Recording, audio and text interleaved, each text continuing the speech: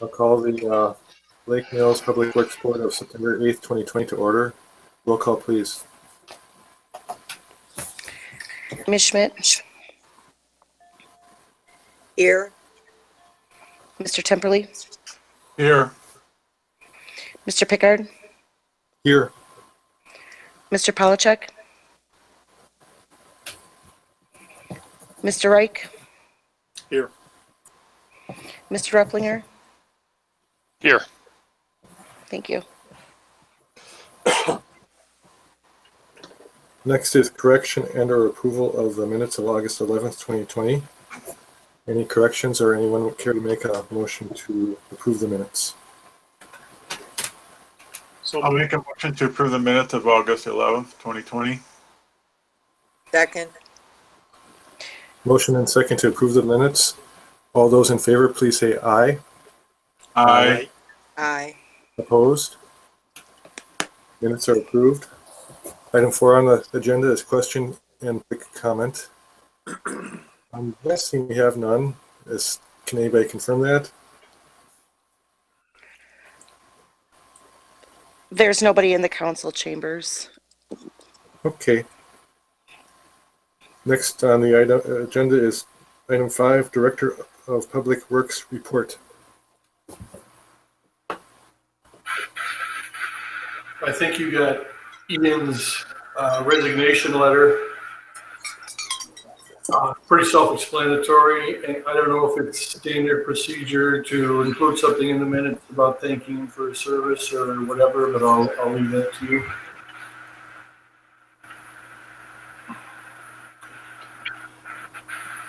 And then I have got, and I apologize, I'm not sure what happened, but I've got a couple of items I'd like to at least mention under this item, if that's all right. Mm-hmm.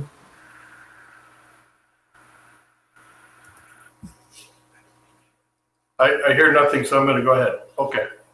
A couple of real quick things. Well, maybe not so quick, but number one is that we're still, of course, working on lead service lines and the issues that surround those. We have, at this time of year, we have to test 20 different locations for lead, and we have done that. We sent in and received the results back from 15 of those, and only one is indicated an exceedance. Excuse me. So we're very hopeful that the next 5 will not. We can have 2 basically before we have to change our protocol. So we're hoping these next 5 come in nice and clean. But the second thing in regard to the lead service lines is that the DNR and the Public Service Commission are working together on another round of funding. And we're going to present you with a lot of information about that probably next month. It's a program that's quite similar to the one that we completed this year with a few changes. I'll go through it just very quickly. We do have to make application to the program by the end of the year. Now, they've moved that deadline. It was earlier, but they moved it back to the end of the year. So it's similar in that it will provide funds for the private side or the homeowner side only. And just like we did with the other program, the payments will be made a backup. It has to go through the general fund. It cannot go through the utility. And so as we did with the other program, we will make payments directly to the homeowner after they provide proof that the contractor has been paid. It is, once again, a principal forgiveness program, loan program. So there should be ultimately no cost to the city for the private side. It should all come from this loan. Residential properties are the main focus of this program. Again, although they are really encouraging communities to work with schools, daycares, medical facilities, etc. We're close on this one. The city does set the amount of reimbursement, and if you remember from the previous program, we did that at 75%. If we want to do that, we can, but that's a question we'll have to look at, and I'll come to some more of those in just a moment. And as with the previous program, we do have to do an environmental review. And so we will have to spend some time looking at the areas that we want to target with this program and then do a DNR acceptable environmental review of those areas. So those are some of the similarities, some of the differences, and there's some significant ones. And as I mentioned, probably one of the most important ones, or the most valuable ones, if you will, is that the DNR and the Public Service Commission are working very closely together on this program. And there are not any real hard, fast rules about how much money can be offered to one community. They do have a 25% rule, which means that no individual community can take more than 25% of the funds that are available. The funds that are available for this program total about $63 million. In the previous program, where we got a grant for $300,000, the total kitty was about $10 million. So significantly more money. The other thing they're doing that's very different with this one is they're doing a series of one-year funding cycles. In the previous one, we actually could fund for about 2 years, 2.5 years of line changeouts. But in this one, it's 1 year at a time. So every year that you want to participate in this program, you have to reapply. And what that allows the DNR and the PSC to do is really monitor how much money they've got left. But there are some other rules that come with that, and I'll get to those in a moment. They are increasing their emphasis on replacing the entire lead service line. In the past, the money was used for and aimed at the residential portion, and then the city was kind of given the option as to whether or not they wanted to replace their portion if necessary. Under this program, they're not going to be nearly as lenient. And so the cities will have to replace their portion if the homeowner opts to replace their portion. That brings up another question that we'll have to respond to. Again, I'll get to that in just a minute. This funding program can also be used for commercial locations if that location has got some residential aspect to it. So downtown apartment, the first floor is a retail space, apartments upstairs. This program now would work for them, although I don't think we have a lot of those, but that's different than the previous program. So here are some key decisions. And again, we'll be talking a lot more about this next month. Number one, of course, is the amount of funding that we want, or the amount of the cost of the residential replacement that we want to fund. Again, last time we did 75%. We can do that, or we can do 100% or whatever you want to do. We'll talk more about that. Because the Public Service Commission is involved in this, they are pushing quite hard for municipalities to enact a mandatory replacement program. At this point in time, they are not requiring it, but they are promoting it very, very strongly. And the application process is set up on a point basis. So the more points you get, the more likely you are to get funding. And so they've made it that one of the highest point categories is whether or not you enact a mandatory replacement program. No surprise there. But again, we don't have to do that. They did say that probably in the first round, first year, pretty much anybody that applies will be accepted. It's going to get a little more competitive in subsequent years. The other big decision is going to be the number of replacements that we want to fund annually. Again, keeping in mind that if the resident changes theirs, we have to change ours. And then that becomes a real cash issue for the utility. The other part of that is that at this time, we are under the DNR rule that we have to attempt to replace 7% of the known LSLs in the city. We've been told by the DNR that we're well ahead of that, and that we probably have a couple of years where we legitimately wouldn't have to replace any. But that's probably not a good public policy. We really probably want to continue to try to work with residents to replace as many as possible. But we're going to want to look at that. And the other factor that comes into play is what streets are we in the process of repairing and how many lead service lines are on those streets. So as we make the decision as to how many of these we want to replace, we're going to have to keep those three factors in mind. How much can the utility afford? What is our DNR requirement? And what streets are we going to be repairing anyway, so that we can save some dollars there? The DNR is recommending that no matter what you do, apply for funding, and this is part of the application, is you have to indicate approximately how many lead service lines you're going to replace.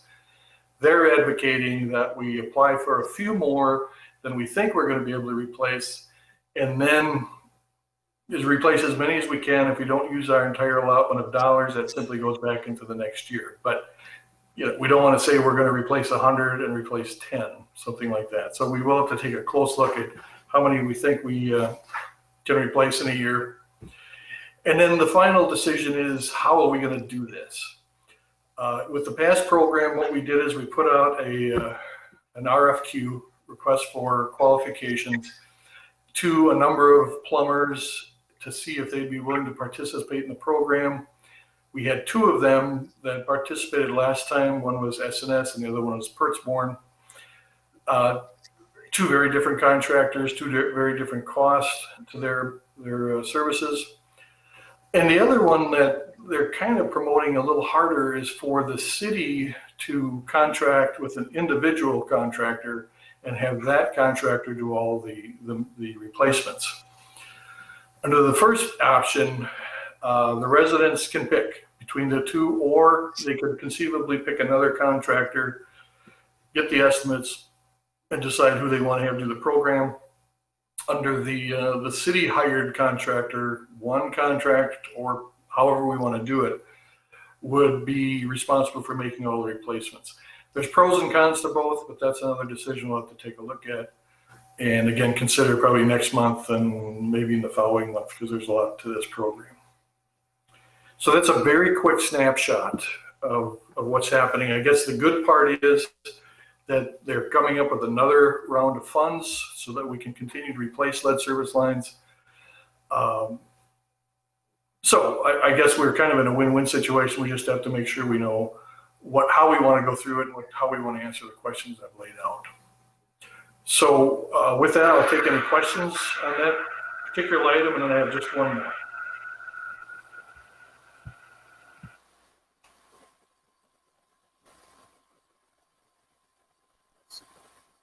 So anybody have any questions for Paul on that subject or in general? I'll wait till it becomes an official agenda item. Yeah. I'm sure we'll be talking about this one quite a bit more. Uh-huh. Okay, and we'll, for next month, we'll try to lay out a good process to go through so that we keep it organized and get to the end we need to get to. So then the only other thing I want to mention very quickly is the Public Service Commission has moved or has put in place a moratorium on disconnects now until at least October 1st. And this is a very good thing for our residents. You know, we have also, in conjunction with this, waived any kind of late fees. And as I think you all know, we postponed implementing the water rate increase until July 1st. And so this is helping folks that are having tough time during the COVID situation. The flip side of that, of course, is that it does affect our utility cash flow. Now, my understanding is that we are in pretty good shape right now. And as long as October 1st remains the end of this COVID moratorium, if you will, we should be okay. But I'll ask you to keep in mind that there is then the annual November through April moratorium. And so if the PSC opts to push this back one more month, they're essentially moving it back to next April. And that could be an issue as far as cash flow goes.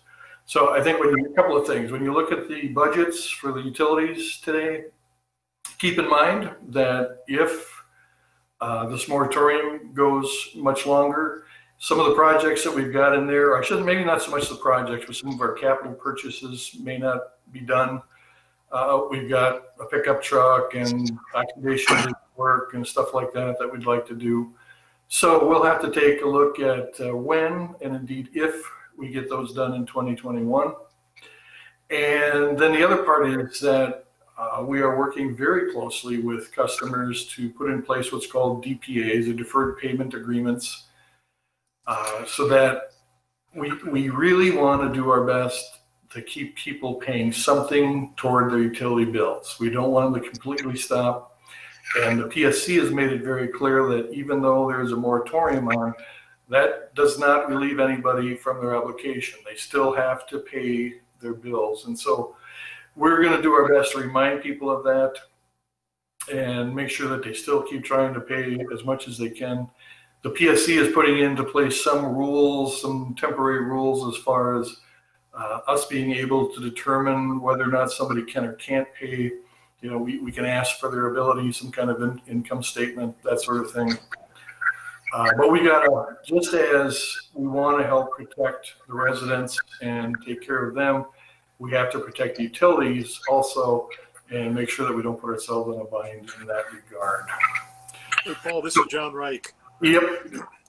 Is there a, can you tell us, is there a trend or what's a typical percentage of non-payments or disconnects? And has that been altered drastically because of COVID?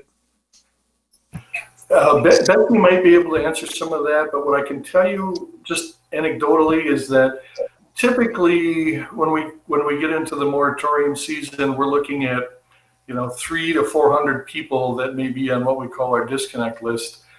Right now, we're hovering around 200, and so it's slightly lower, but you know that's likely to change.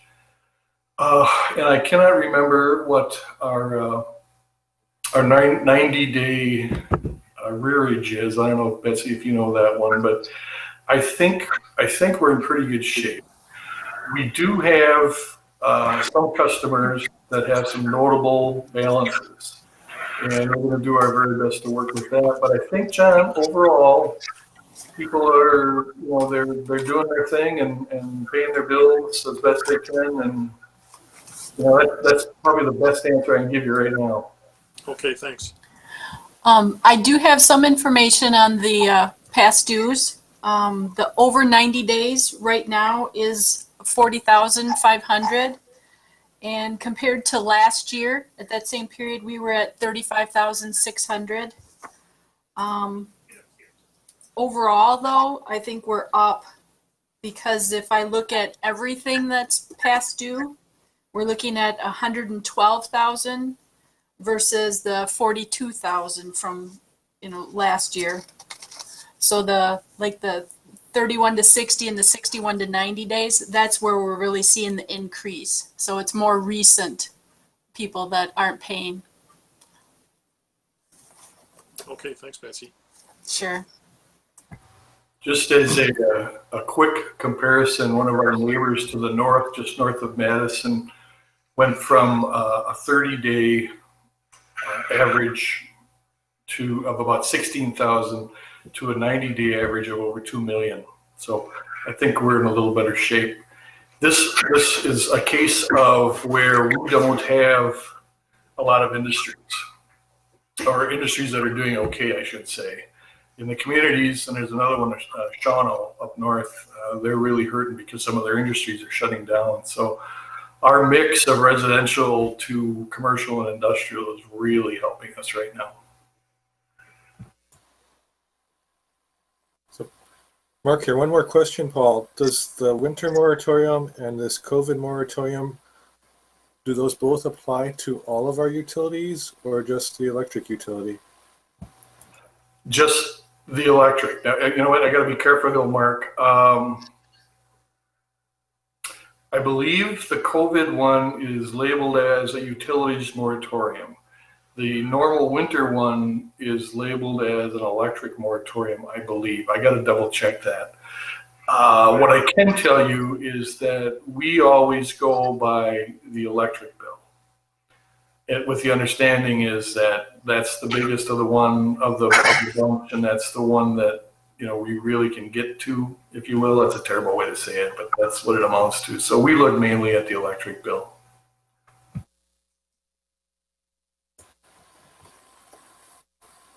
Okay. Any other questions or for Paul here from anyone? Okay, that's all I've got under that item. All right. Moving on then is item 6, discussion recommendation on electric utility pole attachment agreement and fee schedule. I'll make a motion to approve motion 20-9-1. Second. Can I just confirm that that was Mr. Temperley and Ms. Schmidt? Yeah, I'm sorry. Okay, yep, that's Todd. And Thank it you. was me too. Thank you. Okay, motion and second.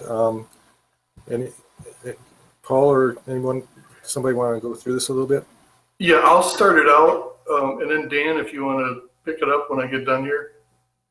But what we're presenting to you is kind of the second part of what we went through before with the small cell ordinance. And for those of you that are new on the board, the small cell ordinance, small cell refers to installing antennas for the new 5G setup. 5G simply means fifth generation, and what happens is that the power system or the antenna system that they have now will not work with 5G.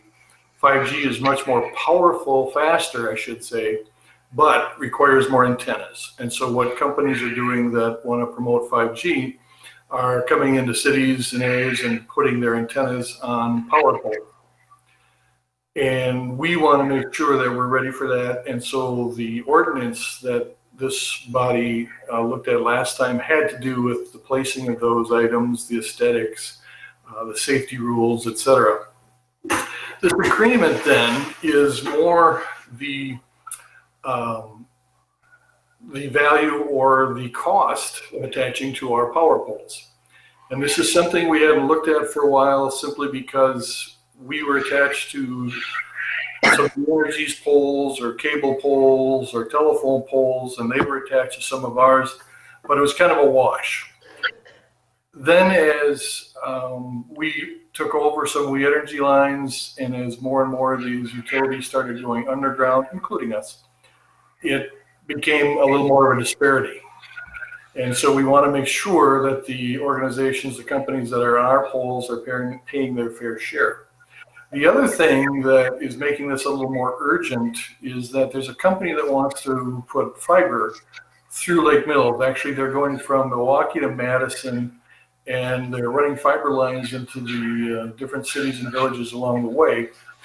And this could be a rather large project. In other words, it could incorporate a lot of poles, a lot of territory in Lake Mills. And so we want to have this agreement in place because we want to be ready for them. So they're a new player, and we don't want to let them just put stuff on our poles without paying for it.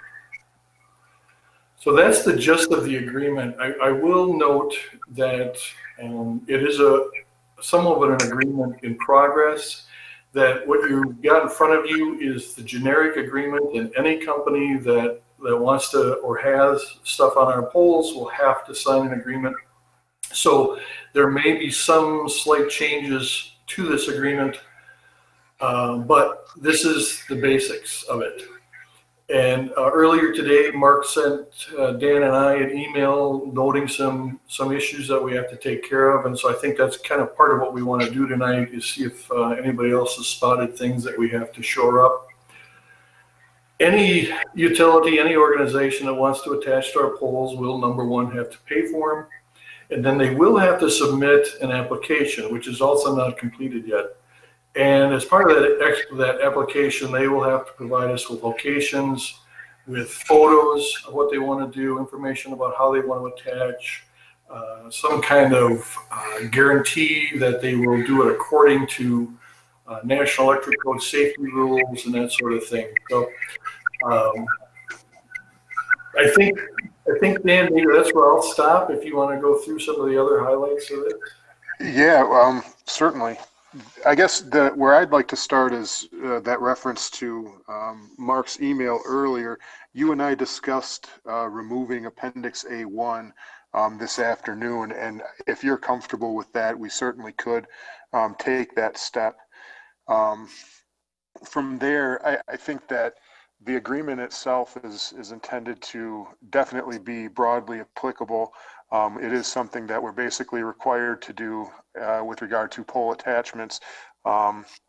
we have kind of run into this rut where the actual action of charging entities for attaching to our poles had been kind of laid off for a number of years, specifically as Paul mentions in the memo that he provided, because there was, a calculus that was involved, and it basically broke into a break-even proposition based on who owned what poles and who was using facilities on each.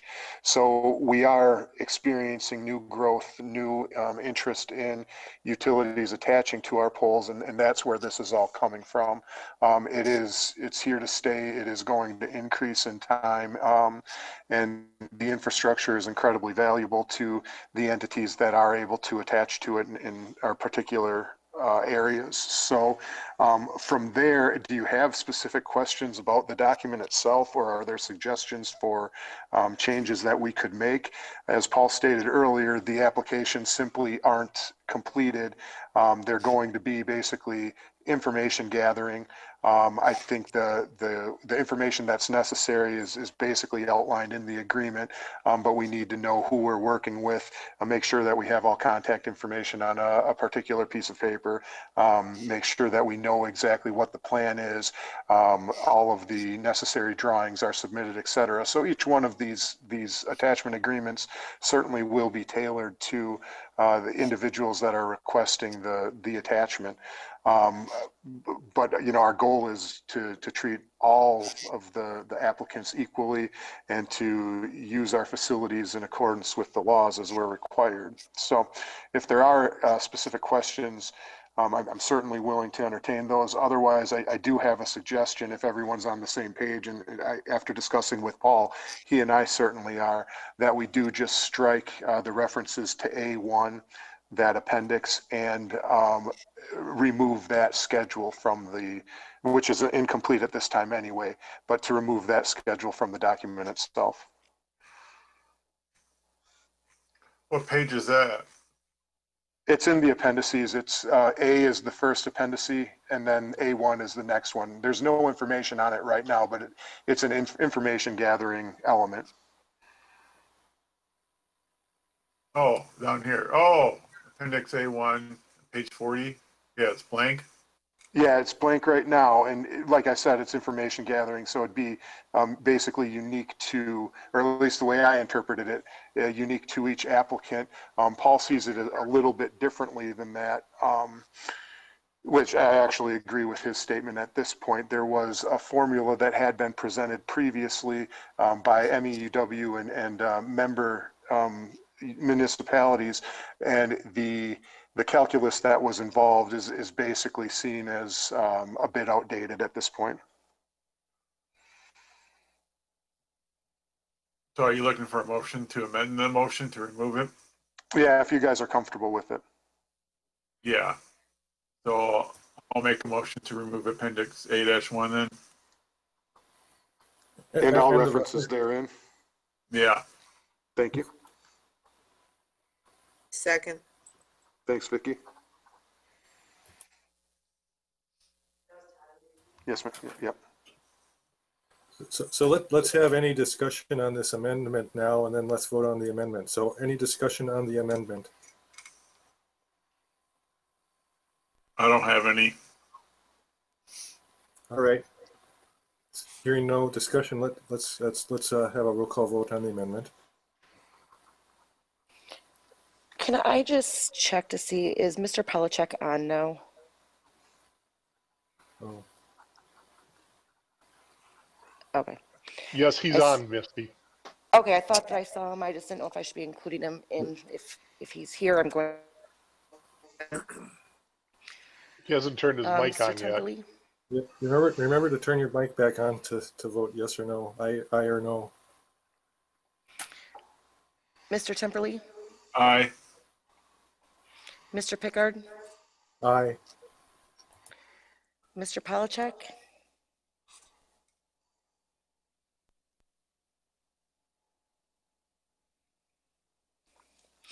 Mr. Reich? Aye. Mr. Replinger? Aye. Ms. Schmidt? Aye. I'm gonna call that motion passed 5-0.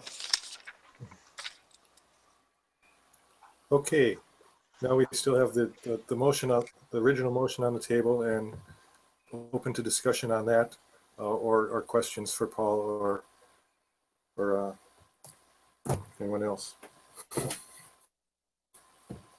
Damn.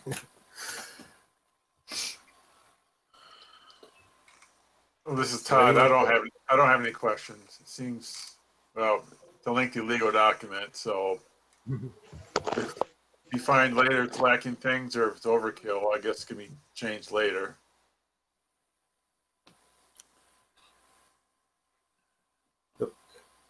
So I just wanted to clarify that this applies to electric poles.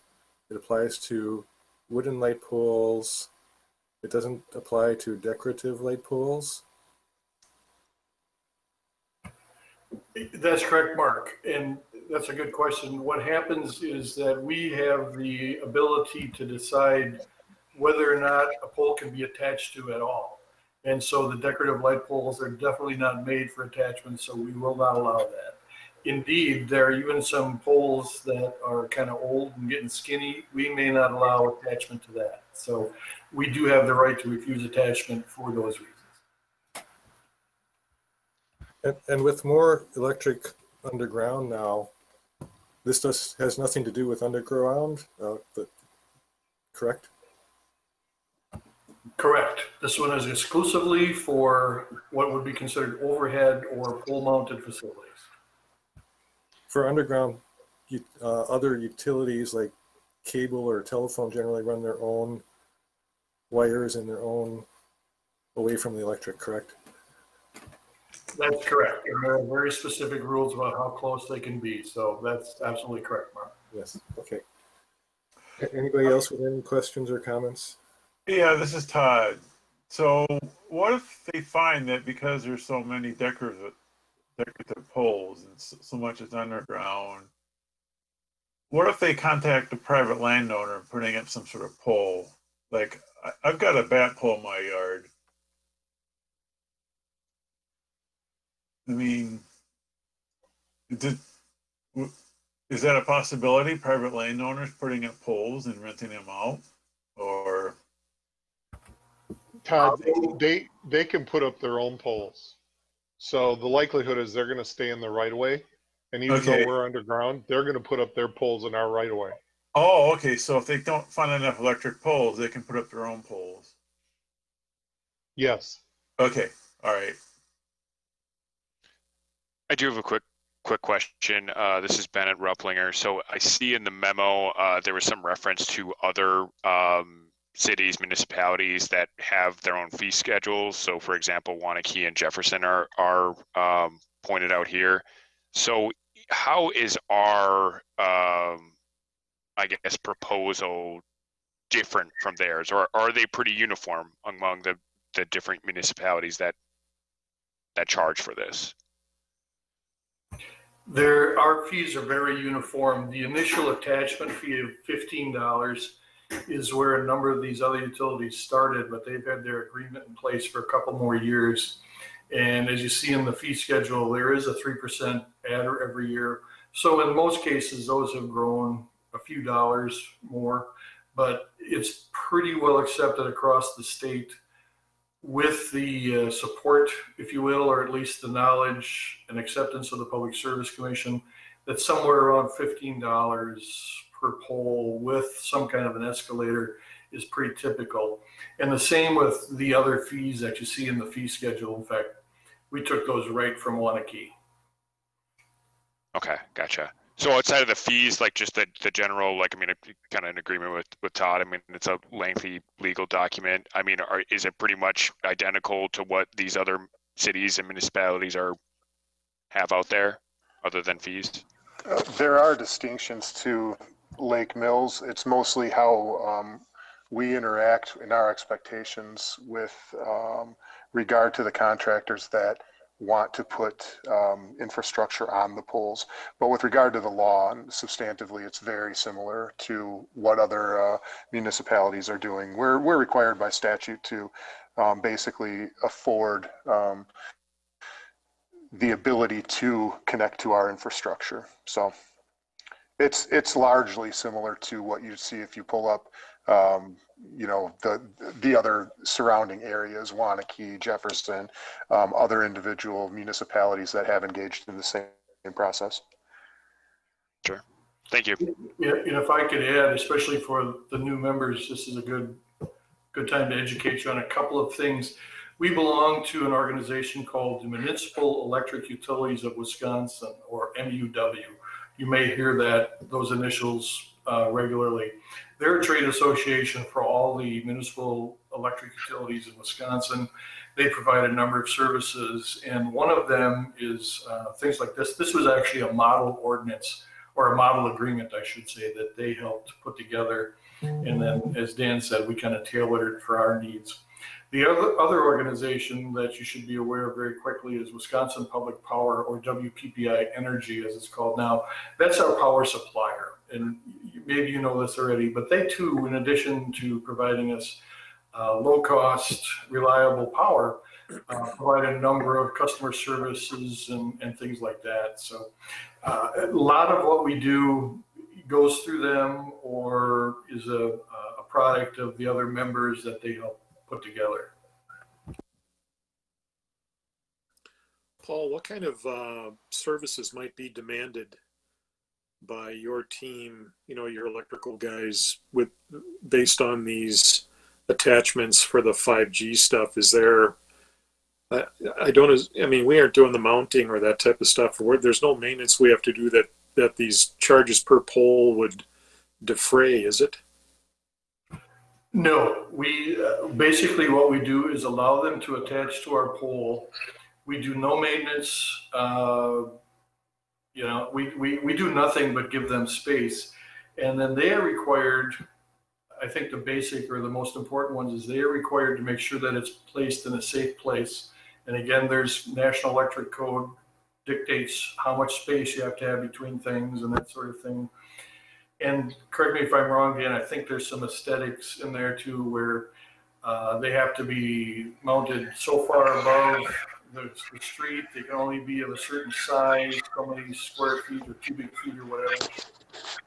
So the things we dictate are really where they are and what they look like. The rest of it is up to the company that puts them there. Yeah, that's largely accurate. Let's go back though and be careful. There are times when we are going to have to charge services because some of these companies are not responsive to our needs. And so what we do is we go back and we say, we're going to do the work and we're going to charge you, and this is what the agreement says. Yeah, and that part is spelled out in the pole attachment agreement. And that's an important distinction for us, is that if someone attaches to a pole and for whatever reason we move the pole or we have to fix the pole or something like that, then any company that's located on that pole, number one, has to get off under our schedule. And if they don't, then we will just drop their stuff. And then they have to reattach within a certain number of days. And if they don't do that, then we charge them for not replacing their stuff. So Steve is right. There are some possibilities where we may detach them. We try not to reattach them, but we may detach them from our poles. Okay. So just, you know, for my own clarification, you know, so give a hypothetical, you know, 5G companies come in and then we've got poles. Let's say 100 of these antennas are put up. I have no idea what it might be, but there's not going to be any need for, you know, more resources to be hired or that type of thing on our part to with this new load here. Okay. No, I don't. I see you shaking your head, Steve. Yeah, I don't anticipate that. No. Okay. No. All right. But they will require most likely power attachment, especially for 5G, which then they'll buy the power from us and we'll be involved with hooking up the power for them. And that's something that we have procedures in place already. Yeah, that's correct. In fact, Charter or Spectrum has some facilities on our poles that require power, and everything's metered. It's just basically it becomes a customer. Right. Okay.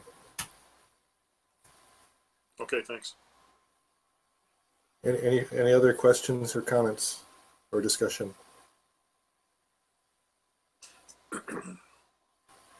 So we have a motion on the table to approve the recommended motion with the amendment. If hearing no other comments, roll call vote, please.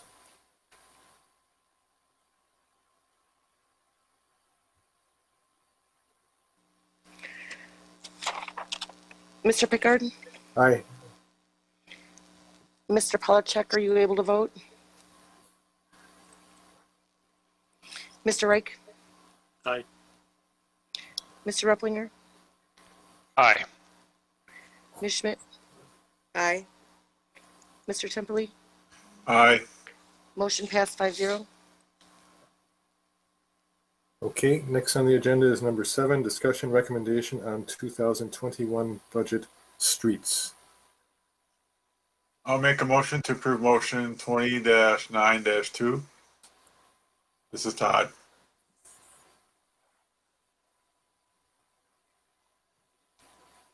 Is there Second. All right, we have a motion and second to approve the streets budget. Discussion, Steve? Paul? Yeah. It's great that the motion was made. You guys can put it on the table if you don't want to do that tonight. We've got another meeting that we can clearly go to. But I did want to have the motion in place, and that motion does cover all the utilities and streets. So in the budget, you've got public works, and public works is divided up into 3 categories, and this is in the general fund. So you have streets, recycling, and transit. And then the streets portion is divided up into personnel, operations, and capital outlay. And the total for streets is $929,200. And that's made up of personnel at $585,800, operations at $334,400, and capital outlay at $9,000. Then you have recycling, which is, in our case, is primarily yard waste. And there's $9,200 in that one, which is all operations. And then we have transit, and transit is brown cap. And that comes in at $86,000.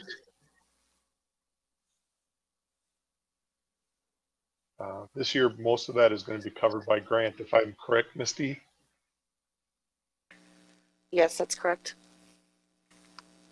We got some extra money from COVID for covering all the transportation related ones. And then street lighting, which is $84,800. So all those street lights, this general fund pays a fee to the electric utility for having those street lights up there.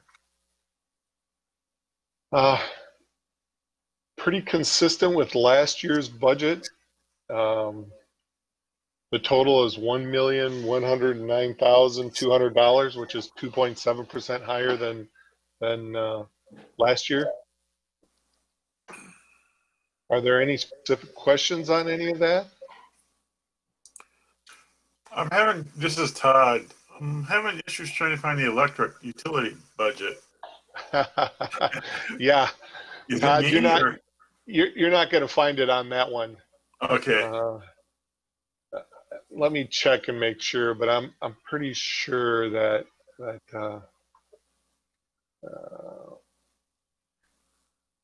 the electric fund does not show up the same as the general fund under those, because it's. Let me check and make sure. Okay. Hey, while you're doing that, Steve, just real quick, we got some information from WPPI last week, and it looks like, or they're predicting, the cost of power from them is going to stay really, really flat for at least the next 4 to 5 years.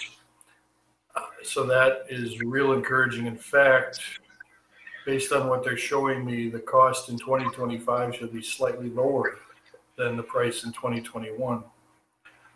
Now we're growing, and so we are going to have slightly higher costs, but our actual power costs should be pretty flat. So that's very encouraging. Okay, Todd, Yeah. under the fund one, where it says the drop-down menu that says fund and it has general fund in it, if you scroll down, if you're still in native categories, if you scroll down to proprietary funds and pop that one out, it goes to enterprise fund. And if you click on enterprise fund, that should bring you up to where the rest of us are. I'm not seeing enterprise fund. Oh, I'm on the wrong date here. Oh, I gotta get 2021. Okay. So, Are you in native categories yet? yeah. And then, Should I share my screen? yeah, share your screen for a minute.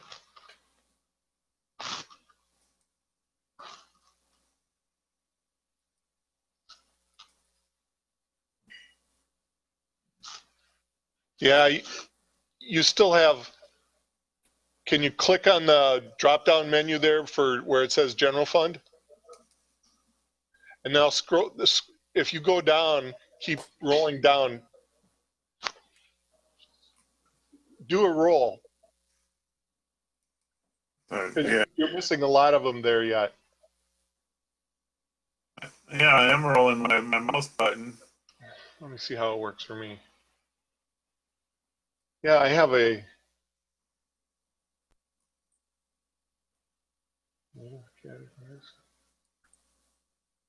Mine's probably doing it because I'm in the.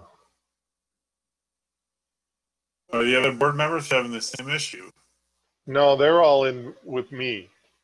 Oh, You're going through the website, which isn't the same. If you had signed in, if you go up to the top here where it says sign in and you use your sign in.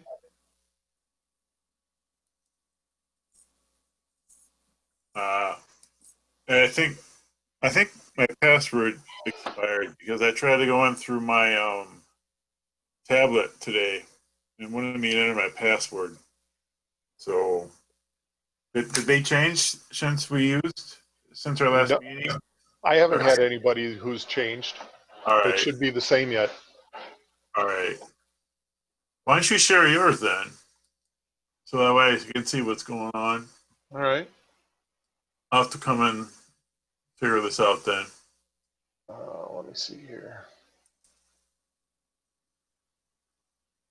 I need to unshare. There we go. Okay. You see it now? Yeah. Okay, so the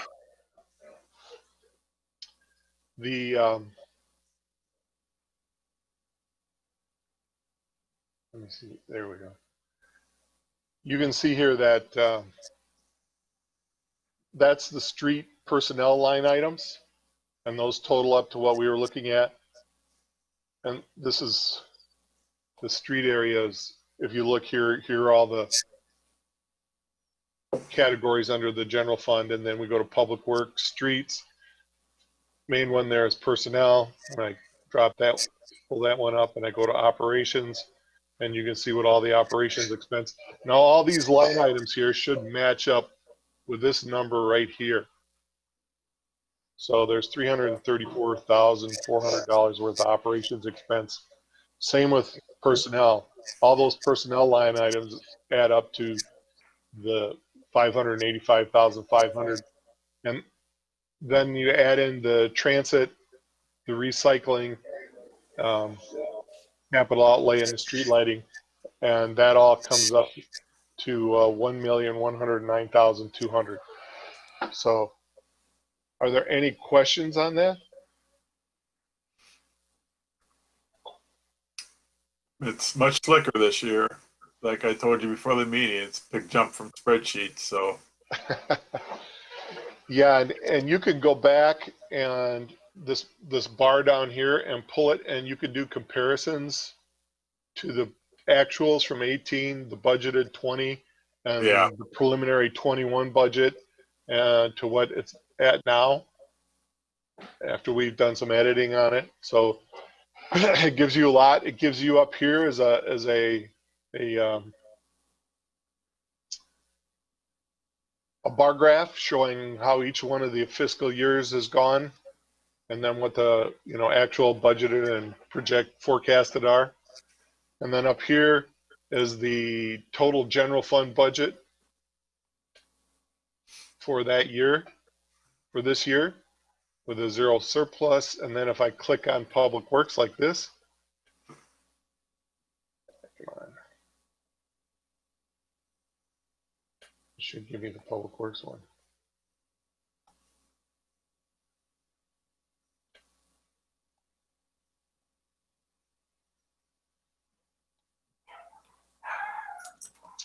As you click on each one of those line items, it does a line item comparison, or it does a fiscal year's comparison for each one of them.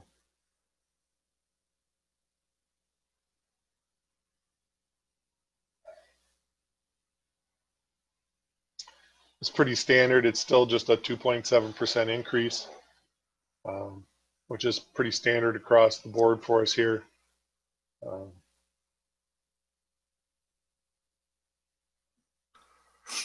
I don't know, are there any specific questions on any of that? I know like in personnel, you have the payroll, social security, life insurance, health insurance, retirement, income continuation, and the HSA. And then operations, it's like cold patch, tar, sand and gravel, salt, operating supplies, dues and subscriptions, training, pagers, equipment rental, oil, gas and oil. And you'll note that gas and oil is like $46,000. So you know we spend a lot of time on the road. Uniforms, telephone, natural gas, electric, vehicle equipment maintenance, and there was generally a lot of that. So you see $66,000 there. Facilities maintenance, street maintenance, and professional services. The capital outlay is generally things we consider to be minor, under $5,000. So you'll note we haven't had a truck purchase in there for a long time, and generally I hide those.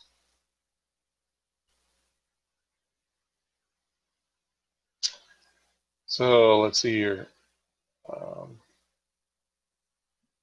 Oh,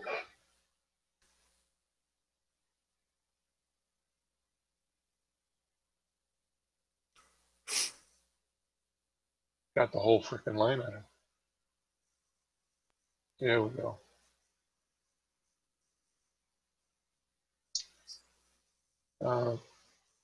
So you'll see we have a little bit for radios because all our trucks have radios in them.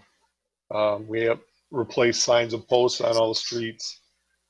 We have some small equipment replacement in the DPW, and so it's pretty typical. They're closer to capital items, but they're under $5,000, so we leave them in that kind of line item. Recycling is basically the expenses we associate with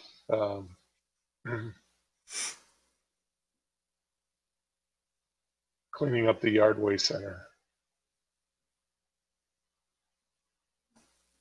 Same with transit. Transit is a contract for brown cab, and street lighting is a contract with the electric department for putting in street lights. If you're ready, we can move to the any questions on that?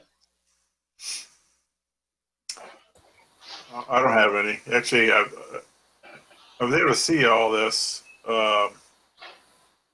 already. Just that I couldn't see the electric. Okay. Well, I'll move to the other utilities if you guys are ready. Okay. Sure. Yeah, I didn't see any of those bars going real high this year, so.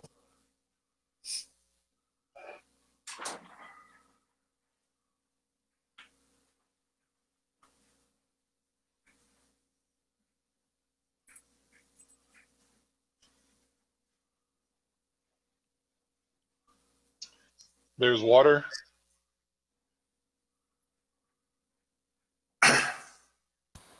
So Steve, if I can I ask a general question here? On the chart showing on your screen right now, that's for all the utilities altogether, I believe. Yes, that's all expenditures. And so why is 2017 through 2021 so inconsistent in the heights of those bars? The green bars are all actuals.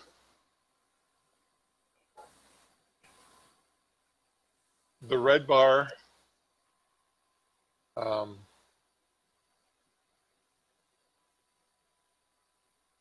don't know. That's something that's screwed up yet. I have to go back and figure that out because it says the actual budget is 10 million. Budgeted was 35 million and we're over by 10 million. I don't get that. That's still something that they're trying to work out in our accounting system. I'll go over that a little bit, and it's same again in 19 and 20 and 21. 19, obviously, we had a lot because of South Main Street. I'm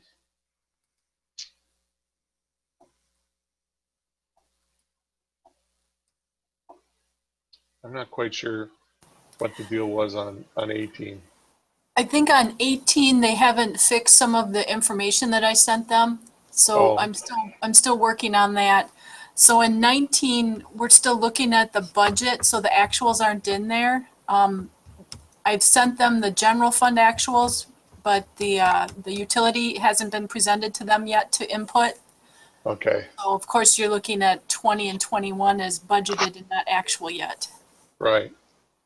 Same with 19. 19 is still on the budgeted one, not actuals. Right. Okay. Right. So Right. 18 and 19 are still in the process of being revised. Yeah, 18 they've got something wrong, and then 19 hasn't been inputted yet. All right. All right.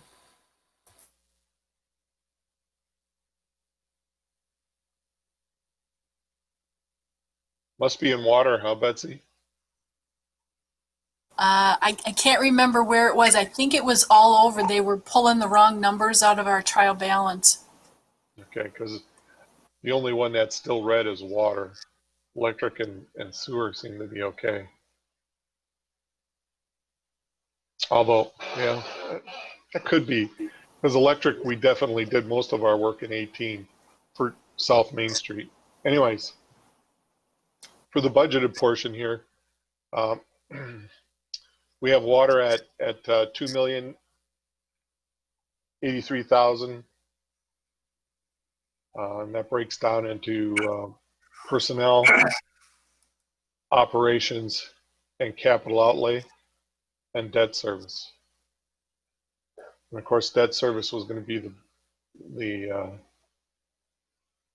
big jump. Now, last year we had it where I thought I had it. You're comparing last year's budget to the previous year's budgets. We have accurate numbers now, so that was down a little bit. The capital outlay is going to go way up because we didn't do any projects last year in the utilities. Everything that we did was left over from the previous year. So that went up pretty substantially. West Lake Street and Reed Street are going to be included in there. And if you drop that down, you can see that Reed Street and West Lake Street. College Street will be the 22 year, so we have some preliminary engineering that we usually do in the fall heading to do the budget and stuff. So that's a small item in there. You have an inventory item. He noted a pickup truck.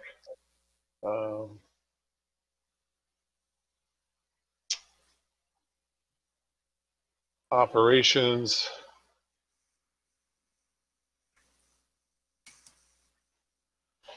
Steve, just a general question. I I couldn't find any sort of explanation for the numbers that they've got the little square with the E in it next to them. What does that mean? That means it was edited. So what happens is a department head will submit a number, and then either Betsy or I will edit it because we're the administrators. Okay. Thanks. In this case, I created the budget. Paul might have made some changes in it. Generally what he does is if you look at these blocks over here,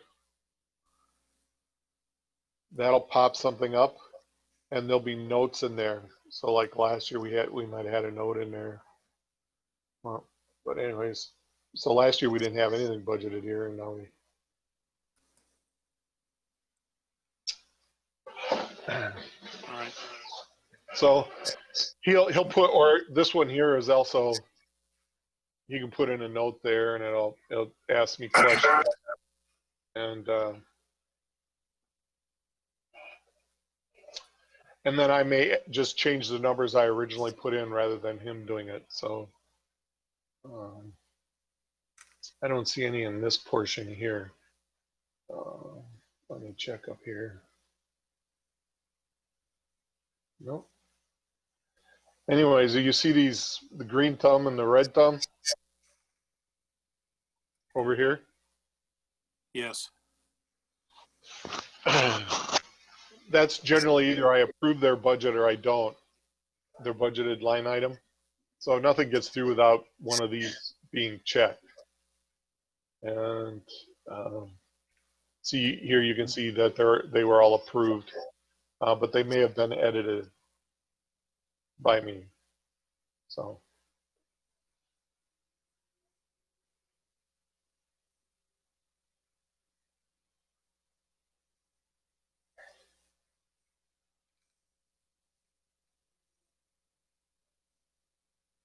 And it pretty much follows down the same category as the other portion.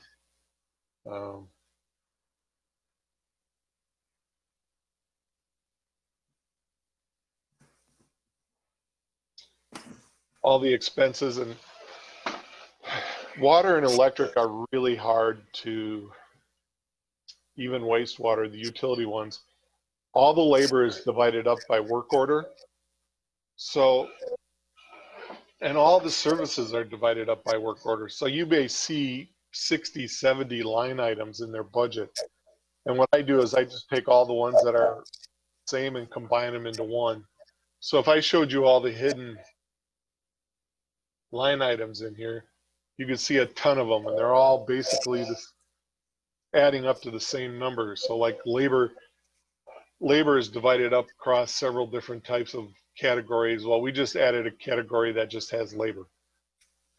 So, and same with these expense line items. So they're, what we try and do is get to the total, because next year I don't know what the work order breakout is going to be. That's generally driven by operations throughout the course of the year. We do have items in here for the capital projects. So again, College, Reed, and Lake Street. There's some tools and some inventory, which is generally meters, and then a pickup truck. Here you can see this is green, so he put something in there.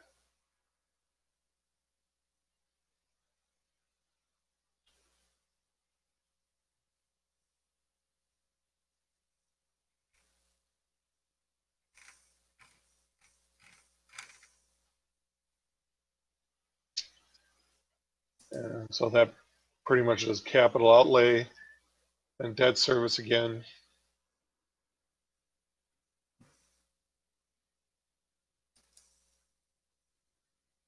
And we go through the same with electric.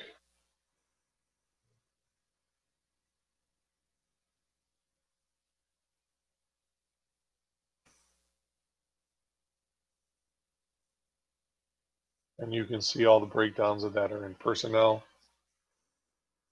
And again,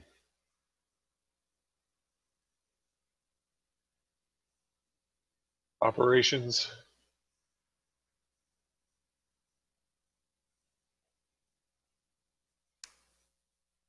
Capital outlay.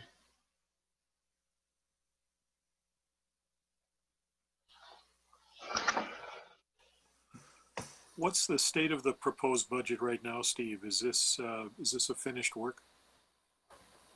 No, was presented to the council. They're going to study sessions. This is the first time that these budgets have been presented to the Public Works Board, so that's why I was saying that I don't think we need to finalize it tonight. Give you guys some time to go through it. I can see up here in this where it says internal review. This tells me who's looked at this budget and who hasn't. So I know Vicky and Mark and John and Bennett have.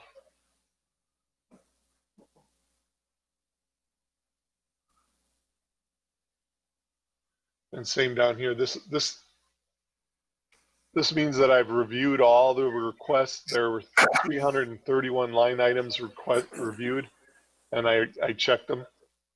And in this case, there was one requester, and that was Paul. So you can see there, yeah. So once I get all this filled in, and I can go to finalizing over here, up in the final corner, then I'll hit close requests when I'm done, and we'll hit finalize the budget, and that will then create a report that we'll kick out to use to build the final resolutions that'll be passed at the council on November, at the first meeting in November. Okay.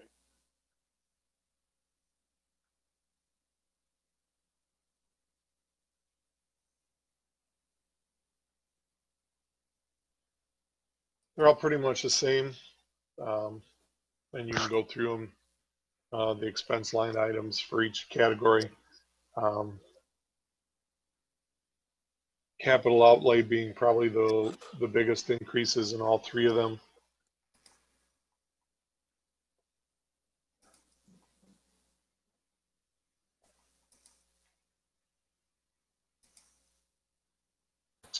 Debt service kicking in for water and sewer related to Main Street.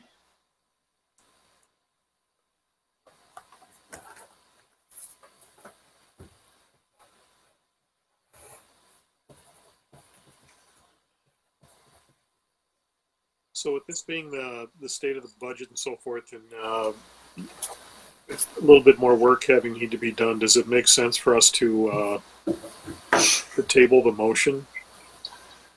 Yeah, it makes sense to table the motion. We'll look at this again next month, and we'll have and you guys will have had a better opportunity to review it, and see how it works. But before we do that, I have a couple of questions before we table it. Sure. Under electric, under labor, it looks like our labor costs have been increasing pretty significantly over the last couple of years, probably even longer than that. Could you comment on that? Yes, we have made substantial increases to our electric lineman wages and our apprentice wages. So, and apprentices are on a schedule, so they go up pretty automatic. So throughout the course of the year, you'll see that. So that's probably the biggest one in there. Because we did an overall wage adjustment last year in relationship to the linemen, it impacted everybody, but that's associated with the electric utility. But the main ones were the linemen. Yeah. It's a high demand. I remember hearing that we train them a lot and they go someplace else. We have lost a few. We've had a lot of retirements in the last couple of years too, and so we had a lot of, we weren't able to hire journeymen, so we hired a lot of apprentices, and so their wages jumped pretty substantially when they hit certain benchmarks. Yeah, if I can just real quick comment, that's just exactly it. We've had retirements, and we have 4 people on our line crew now, 3 of which are journeymen. which puts them at a pretty premium rate. The other gentleman is a second-year apprentice, so in 2 years, he will have a significant jump in rate also. Okay, thank you. My other question was just about, I guess, meters in general and actually AMI in general. It's been a while since we've done some significant capital expenditures on the advanced meter reading system. So are our capital costs or an expenditures stabilizing, and are we seeing any savings in labor, or is it, you know, is it, are we benefiting from all that effort at this point in 2021? You want to comment, Paul? Yeah, two things. We're benefiting in that our accuracy is up, and our need to go out and reread and that sort of thing is way down. The read and readouts we do for when people are moving, you know, mostly in apartment buildings, is down. We don't have to dispatch people or trucks for that. We were seeing really good progress in the water utility in regard to finding water loss and that sort of thing. Unfortunately now with the COVID stuff, because we can't get into houses as readily, that slowed down, but we're hoping to pick that up pretty soon. But we have seen some, and I think, Mark, we could probably put together a decent report for, you know, subsequent months to just show you exactly how that's going. But we were very, very disappointed when all this hit, because it slowed down some good momentum. But we are seeing some benefits, no doubt about it. Are we still installing new meters? Yes. Around what percentage of the installed base have we completed? Oh man, it's higher in electric than water. I think with electric we're closing in on 50%, and with water we're probably hovering around about a third right now. Okay, not as far as I thought maybe we would be. And I agree, me too. I'm disappointed in that. Yeah. Some of it, the water was definitely impacted by COVID and the lead lateral services. A lot of work that went there so that it diverted a lot of energy into other places. Electric, the big projects and a lot of new development have kind of pulled those guys away, but they've been doing pretty good. They're at 50%. That's not too bad. All right, keep at it. Those are my two questions. All right, anything else on that you guys want to go over or see how this works? The revenues are the other button here. You click on that, you basically get the exact same type of breakdown. You can just click on the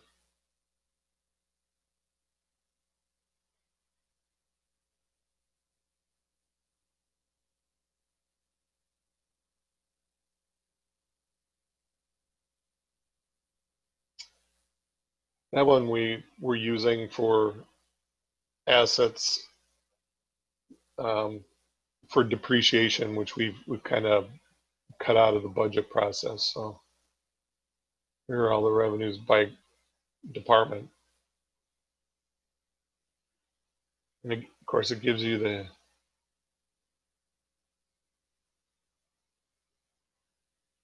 actuals and the budgeted. Remember that this July we kicked in an 18% on water. Electric and wastewater stayed the same, so theirs is basically going to be new connections and the use.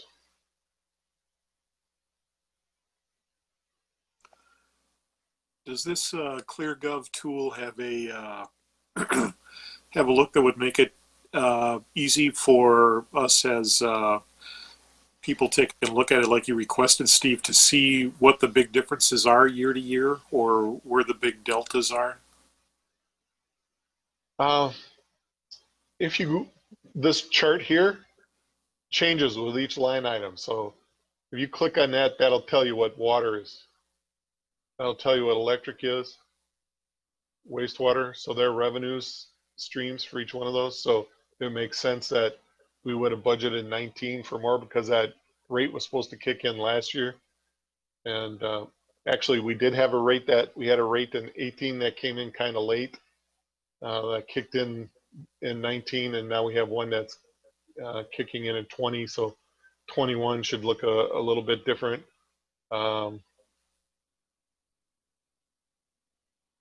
Electric, we don't, no rate changes and no borrowings. Wastewater, there will be some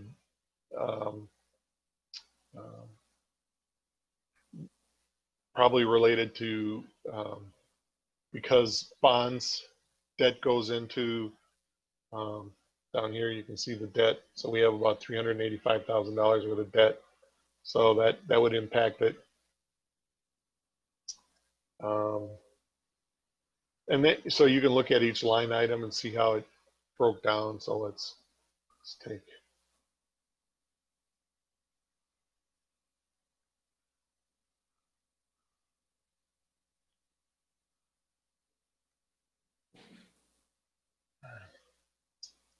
Yeah, we don't have some great history on some of these, and that's because of the way they're in there.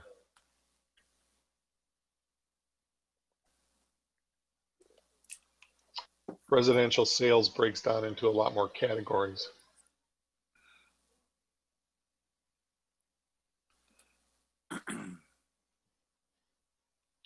So that'll give you an idea there. And then here gives you we haven't been on it very long, so it gives you the 18s.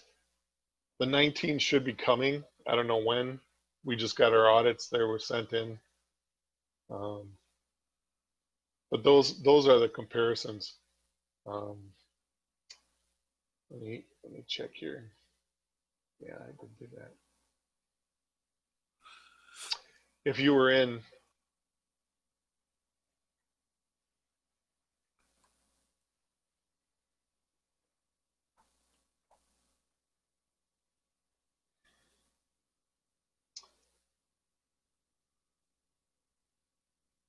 the general fund, I have all the historical data that I kept from my budget worksheets. So I have a lot of these.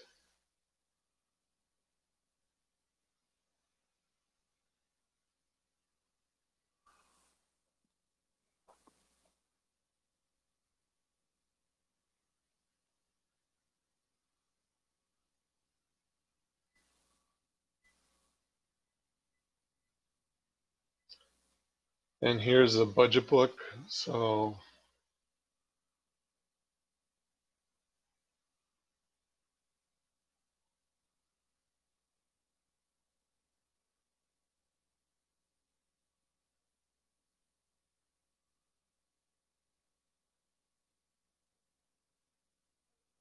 Are these all parts of the tools that we as board members have access to?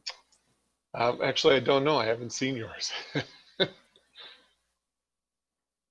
I'm assuming that this is public, so you should be able to find it on the. And then here, down here, you've got this. You can click on this down here, and it'll open it. It'll save it to your download documents. All right. You can print it up here.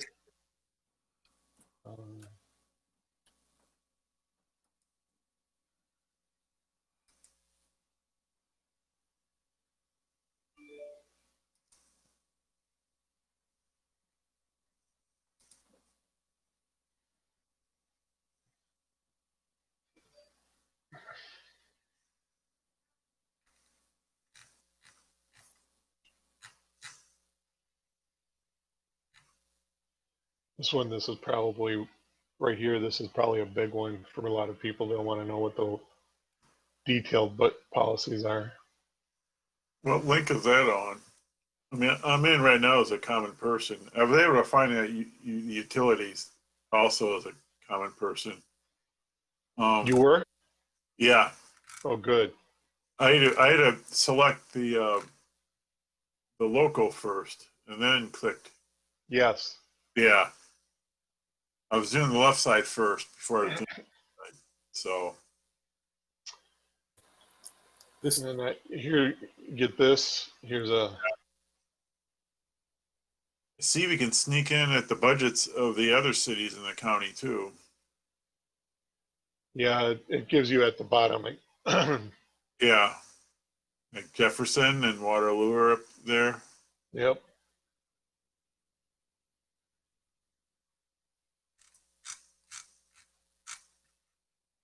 Who should I work with to get my user ID and password in sync? Misty? Betsy or I. All right. All right. Here's this one too. Let's look at that one. Just when you're available. So This is the 21 capital budget for general fund.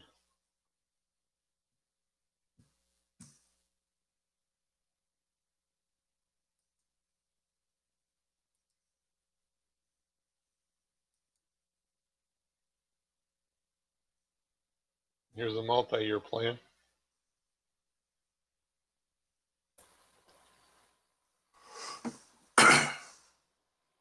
There's a lot of information, but it takes a while to get familiar with this new tool. Takes a lot of time to get it in there, Mark. Yeah. Well, it takes time to just even learn how to look at it too. You've had more practice than we have. Yes. I spent probably about 90 days now.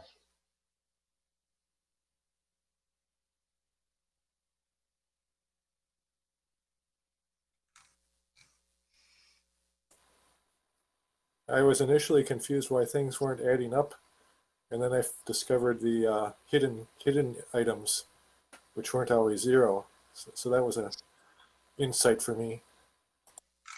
They weren't always zero. That shouldn't be the case. Well, that is the case in some of the utility budgets. Oh. Whether it might be. Let me know what you. Not necessarily for this year, though. Oh. Yes. I if there's zero this year, I just zero them out because they're not relevant. But right.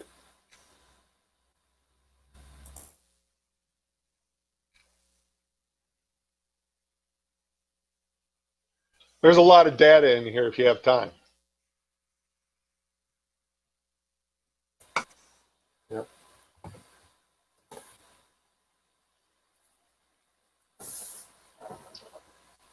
There's a forecasting tool on mine.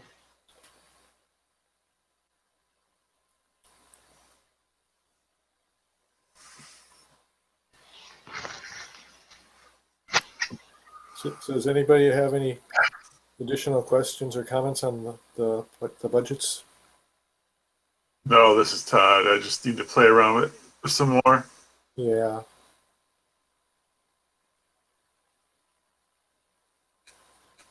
I think it's great.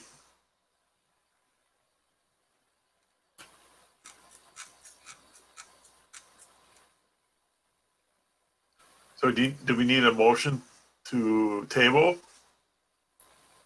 Yes, we would need a motion to table. Yeah. All right. I'll make a motion to table motion 20-9-2. Second. Second that motion. Did you get that, Misty? I believe that I've got Todd as making a motion, and then I heard Vicky and somebody else both give a second. Yeah. Yeah, that was me. That was Bennett Rupplinger, but you can give it to Vicky. I think she was on a roll with it. So. Okay. Okay. We have a motion and second to table. No discussion for tabling motions. Roll call, please. Okay, I'm just going to check again to see if Mr. Polachek's available to vote.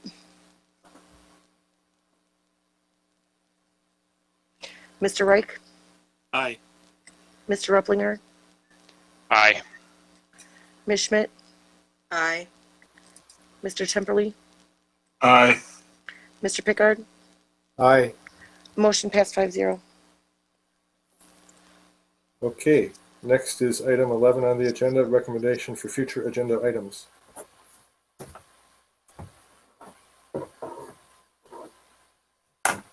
We heard a little discussion about some for the future. Anybody have anything else?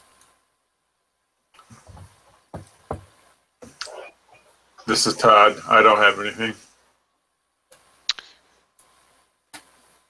Yeah, this is Bennett. Nothing here either. Nope, here either. So Mark here, like we discussed, like you mentioned, Paul, it would be nice to have a update on the metering infrastructure. It's visibility. Visibility sometimes helps to move things along too. So not necessarily next month, but sometime in the next few months, if you could put something together on that, Paul. Be happy to.